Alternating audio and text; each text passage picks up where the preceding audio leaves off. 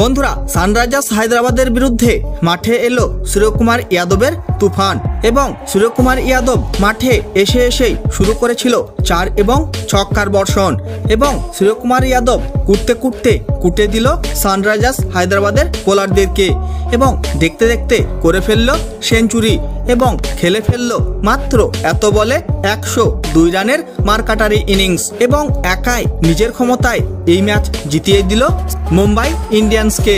আপনারা যদি দেখতে চান সূর্যকুমার যাদবের এই বিধ্বংসী ব্যাটিংয়ের সম্পূর্ণ ভিডিও, তাহলে বন্ধুরা ভিডিওটি লাইক করুন এবং চ্যানেলটাকে সাবস্ক্রাইব করে রাখুন।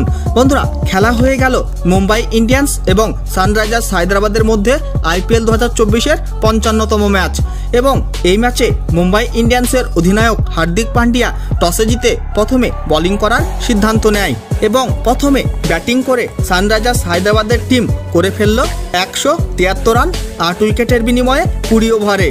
সানরাইজার্স হায়দ্রাবাদের হয়ে ট্রাভিস হেড খেলে ফেলল 30 বলে 48 রানের তাবড়তোড় ইনিংস, আর সেখানে অধিনায়ক প্যাট কামিন্সও খেলে ফেলল 17 বলে 35 রানের বিধ্বংসী ইনিংস। মুম্বাই ইন্ডিয়ান্সের অধিনায়ক হার্দিক পান্ডিয়া 3 উইকেট তুলে নেয় 31 রান দিয়ে, আর সেখানে পীয়ূষ চাওলাও তুলে নেয় 3 উইকেট 33 রান দিয়ে। আর এই রান তাড়া করতে এসে মুম্বাই ইন্ডিয়ান্সের মাত্র 31 রানের মধ্যেই 3 উইকেট পড়ে গিয়েছিল।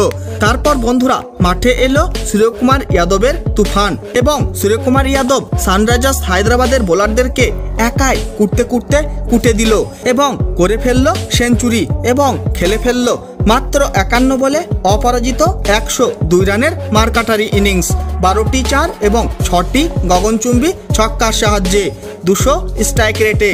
আর সেখানে তিলক বর্মাও 32 বলে 37 রানের ইনিংস খেলে সঙ্গ দেয়, আর এইভাবে খুবই সহজেই এই রান তাড়া করে ফেললো 3 উইকেট হারিয়ে 17.2 ওভারের মধ্যেই মুম্বাই ইন্ডিয়ান্সের টিম এবং 7 উইকেটের বিশাল বড় ব্যবধানে এই ম্যাচ জিতে নিল মুম্বাই ইন্ডিয়ান্সের টিম সানরাইজার্স হায়দ্রাবাদের টিমকে হারিয়ে।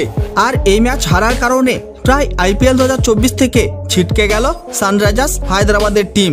বন্ধুরা, ভিডিওটি শেষ পর্যন্ত দেখার জন্য ধন্যবাদ জানাই। তাহলে দেখা হবে নেক্সট কোনো ভিডিওতে।